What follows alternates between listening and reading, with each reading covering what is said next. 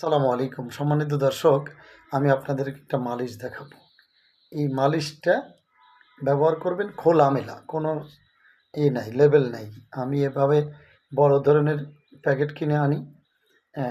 এই মালিশটি অনেক ভালো, আলহামদুলিল্লাহ।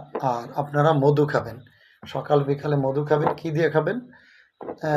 23 প্রকারের মেডিসিন দিয়ে জিনিস দিয়ে পাউডার তৈরি করা। এটা বীজরমণী, শিমুল মূল, অ্যালোভেরা, খেজুর, শুকনা খেজুর দিয়ে এইভাবে 23 প্রকার। এটা অনেক আলেম ওলামা আমার কাছ থেকে নিয়ে, যেহেতু আমি মাওলানা আব্দুল আজিজ ডাক্তার এবং ডিএসএমএস করেছি, অনেক আলেম ওলামা নিয়ে বলছে এর থেকে ভালো মেডিসিন বাংলাদেশে নাই।